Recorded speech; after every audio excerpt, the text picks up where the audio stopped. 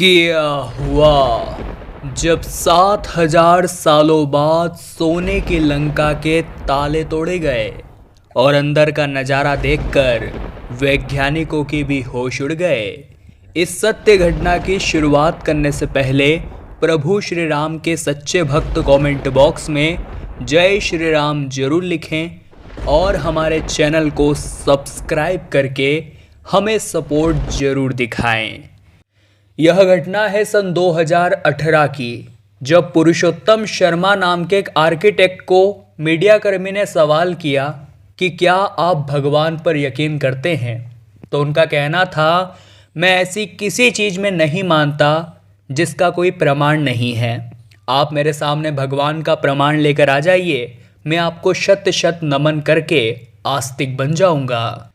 लेकिन उनका परिवार बहुत धार्मिक था और अपने परिवार की श्रद्धा को देखते हुए एक बार वो श्रीलंका अपने परिवार के साथ घूमने चले गए। वहाँ पर आज भी रावण की पूजा की जाती थी, लेकिन पुरुषोत्तम जी को लगता था रावण भी केवल एक कल्पना मात्र है और यहाँ किसी प्रकार की कोई सोने की लंका थी ही नहीं। थोड़े समय बाद वे लोग अशोक वाटिका पहुँचे और वहाँ पर अच्छी तरह से उस जगह को एक्सप्लोर करने लगे। वहाँ पर मौजूद एक दिव्य साधु महाराज ने पुरुषोत्तम जी के भ्रम को दूर करने के लिए उन्हें एक नक्शा दिया और कहा कि अगर तुमने इस नक्शे का पता ढूंढ लिया तो तुम्हारे सारे भ्रम भी टूट जाएंगे। चूँकि पुरुषोत्तम जी एक आर्किटेक्ट थे, ऐसे में इस नक्शे के प्रति उन्होंने बहुत दिलचस्पी दिखाई और इस नक्शे में जो सबसे पहली गुफा के बारे में वर्णन किया गया था वे उसे ढूंढने की खोज में निकल पड़े। और थोड़ी बहुत मशक्क़त करने के बाद वे आखिरकार उस गुफा तक पहुंच ही गए। लेकिन वो गुफा जंगली इलाकों में पानी के अंदर मौजूद थी, लेकिन वे सच का पता लगाना चाहते थे, हर कीमत में सच को बाहर लाना चाहते थे। तो उन्होंने भी पानी के अंदर गुफा में छलांग लगा दी।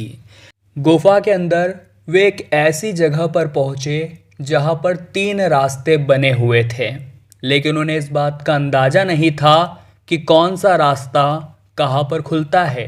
जब वो पहली गुफा के अंदर पहुँचे, वो गुफा बहुत गहरी थी और वहाँ पर बहुत अंधेरा था। और जब उसे पार करके वो बाहर निकले तो उन्होंने पाया कि वो एक पर्वत का शिखर था। और हैरान करने वाली बात तो यह थी कि उसी शिखर पर अशोक वाटिका बसी हुई थी। इसी शिखर पर महावीर हनुमान जी ने अपनी अद्भुत करनी से रावण को पानी पानी कर दिया था और इस स्थान पर घटित घटनाओं के आधार पर ही पवित्र रामायण में इस खंड को सुंदर कांड के नाम से जाना जाता है।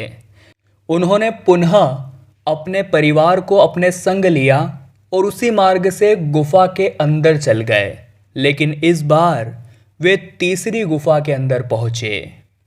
लेकिन तीसरी गुफा ने उन्हें एक मैदानी भाग पर लाकर छोड़ दिया।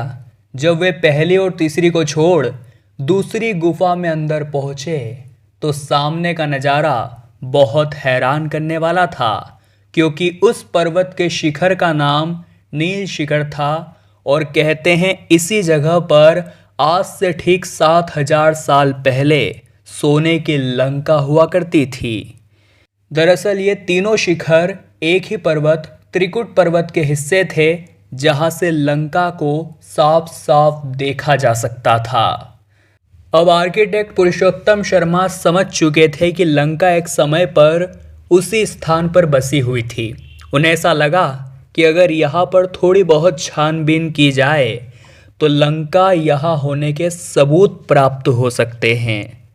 जब उन्होंने एक निश्चित स्थान पर खुदाई करी तो वहाँ से उन्हें एक सोने का सिक्का प्राप्त हुआ, जिस पर राक्षस की मुद्रा बनी हुई थी और तकरीबन 7,000 साल पुरानी लिपि में कुछ लेख लिखा हुआ था।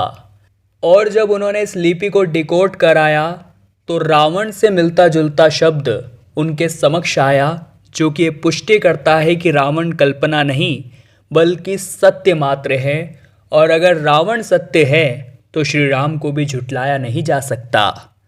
अब पुरुषोत्तम जी हैरान हो गए और इतना बड़ा प्रमाण पाकर वे साधु महाराज के चरणों में गिर गए और पूरी तरह से आस्तिक बनकर रोजाना राम नाम का जप करने लगे।